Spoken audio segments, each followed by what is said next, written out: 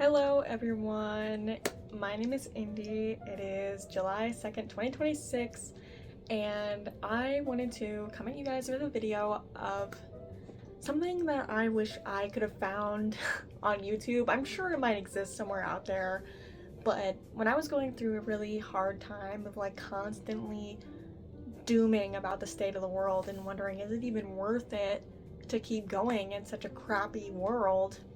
When I was, obsessively researching that, I wanted to hear these things. So I'm here to tell them to you. Hopefully you're someone that might find this sort of advice useful. I do have a little journal to kind of specifically talk about each one of these points, but here are the main 4 points. The bad guys are already experiencing suffering. Love is found in everyone and everything. It doesn't need to be okay, and healing yourself heals the world. And I've also added Thich Nhat Hanh's "No Mud, No Lotus," just to fill up that blank space at the bottom, basically. I'm kidding. I do highly resonate with that as well, and I think that it's relevant to what we're talking about when we're talking about all of the good and the bad in the world, because sometimes, generally, all the bad that's happening can feel really, really overwhelming and really oh my god, does any of the good that I've experienced even matter when faced with all this bad? I'm here to tell you, no mud, no lotus. Meaning is found in suffering, like Viktor Frankl said, and just, yeah, let's dive into it. Okay. So my first point was that the bad people will get what's coming to them, which I rephrased to say the bad guys are already experiencing suffering, because I felt like the way that I worded it in the notebook was a little bit harsh, like they're gonna get what's coming to them. But really, what I'm trying to convey here is that you shouldn't waste your time or vitality or your energy or any space inside of yourself harboring hatred for these people that are oppressing others and making the world a generally terrible place, because by making the world a generally terrible place, they are already deeply harming and hating themselves. I believe this with my full chest, that just by outputting harm, suffering, oppression, and hatred, peddling that into the world like there's no tomorrow, that is so against human nature and so damaging to your soul and to your well-being, that these people are already experiencing the suffering that they're outputting into the world. And so rather than harboring hatred for them and yourself, just recognize they're getting exactly what they deserve. They are not happy. I promise you, these people are not happy at all. And I'm not saying don't dislike what they're doing and don't critique what they're doing. Please do that, and we'll get back to that later. But I'm just saying, harboring hatred for somebody else usually does you more harm than good. So it's better, it's a net positive for you to just let go of it and recognize, I don't need to hate them because they're hating themselves just enough for me. In a similar vein, recognize that these bad people are suffering because of a fear of a lack of control. This is not an original idea. I didn't read this or watch this idea somewhere, but I cannot for the life of me figure out where I first heard it from. So if you know, please let me know. I would genuinely appreciate that. But someone online was talking about how people who are evil are kind of just grasping onto things and kind of just acting a fool because they can't cope with their own mortality. They're scared. They're completely out of control. They know that it doesn't matter how much money or capital that they procure in their lives, they're not going to have control over their fate. They're not going to have control over their destiny. Even the reputation that they're holding after their death is completely out of their control.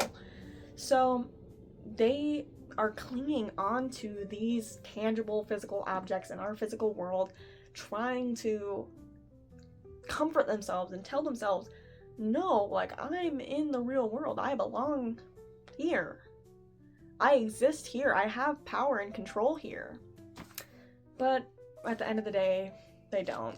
The years are gonna go by, the planet's gonna keep on spinning, and at the end of the day, they never mattered. And usually the average person can cope with that, but these people are so deeply damaged and hurt that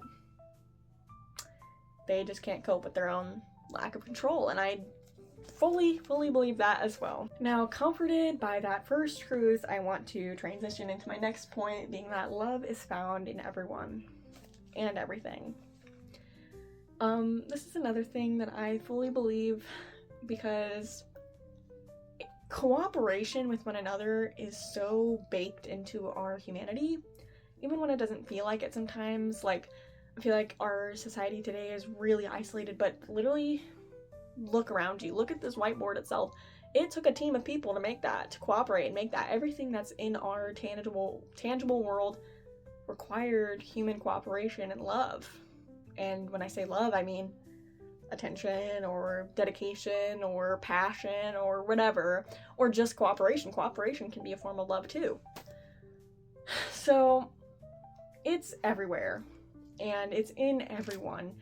This might sound a little crazy, but when you realize that you don't get feelings from other people or from the external world at all, you get feelings inside of you. You generate the feelings inside of yourself. And you have control over that. It takes practice. It's obviously easier said than done, but you could really sit there and generate love and joy inside of yourself, for yourself, at any given moment. And people don't realize that. And like I said, I know it's easier said than done. It's going to take practice, but I promise you that is possible. And just the fact that that is like a thing in our world is so comforting and so lovely to think about. And now for my third point, it doesn't need to be okay. If you're someone who is obsessively wondering and ruminating and constantly reassurance seeking online, will everything be okay? Will everything be okay? Maybe it will be, maybe it won't be, but it doesn't have to be. Humans are so adaptable. Humans are so adaptable. We have gone through the craziest stuff in the past. The fact that you and I are here after the Black Death is crazy. That should have been the end of humanity. And there's a million different historical events you could point to and say the same thing. But I know that it feels different because today's world is full of different obstacles, different challenges, like with technology and how advanced we've gotten in, industry. It feels like we're tackling a whole new set of challenges, but at the end of the day, it's kind of all the same thing. And we are capable of overcoming the issues that are found in today's society. And I, for one, see people, choosing to rebel against or fighting against these things every day. So just keep that in mind. Also, do not rely on, I'm kind of going on a tangent here, please forgive me. Like I said before, don't rely on your external world for your inner sense of peace, because you can generate it in yourself for one, but also, you have no control. This also goes back to the fear of lack of control thing. You should let go of that fear of lack of control, because no one has control, and that's fine. Life would be so boring if you had control over everything, if you had to decide everything. If you knew everything that was going to happen tomorrow, what's the point of waking up and doing tomorrow, right? So that uncertainty, that lack of control is what makes life so fun and interesting. So don't be afraid of it. Don't try and hide onto it. Please, for the love of God, don't hold on to physical things in an attempt to, gain control for yourself or a sense of control, because that is just not doing anyone good. Oh, and I wanted to talk about Viktor Frankl again. I brought him up earlier in the video. In his book, Man's Search for Meaning, he talks about how he was a Holocaust survivor, and he lived in a concentration camp, and he still found love and meaning and connection in his day-to-day life, living in the shittiest conditions of all time. So if that, think about that. If you're worried about the worst case scenario like me, like how I often have in the past, just remind yourself of that. Remind yourself that there are people who are living in horrible conditions but are still trudging through because of the, wonderful nature of the indomitable human spirit. Bet it's been a while since you heard that one. Anyway, it's as simple as that. It doesn't have to be okay. Like I said before, humans are adaptable by nature. Humans can survive the worst conditions. They can pull through, and they can overcome unique challenges every single time. And that alone should give you enough hope to understand that things might not even be okay in your lifetime. It might get worse by the end of your life. But that doesn't mean that there's no reason to keep going. That doesn't mean that there's no love or no joy or connection or even peace that you can find in your life. I promise you it's there. It's there. Finally, I want to talk about how healing yourself heals the world. And I think this is something that has really kept me trapped in my, spiritual and emotional journey, is that I felt like because the world was so bad and so crushing and so negative that I could never, there was no point in me working on myself, because I'm like, well, I'm just gonna be happy and everyone else is gonna be miserable. Like, where's the fun in that? But is that true? No. Think about a world where everyone really worked on themselves. Everyone worked on themselves. Everyone let go of a fear of lack of control. Everyone let go of the need for money, the need for power. Everyone let go of negativity and doomerism. Think of the kind of world that we might have if we weren't led astray so easily. And by working on yourself, you can break that cycle. And it is the most powerful thing that you as an individual can do to make the rest of the world a better place. Because also, when you work on yourself, that rubs off on other people. It really does. Have you ever met someone that just brings you joy and hope? Because I know a lot of people like that in my day-to-day life. I have a lot of really wonderful friends that just make me think wow, I can't believe I ever didn't have hope in humanity, because there are people in front of me every single day that are still pursuing the arts and being kind and generous, and that is so wonderful. They took the time to work on themselves so they could be a more positive influence on others.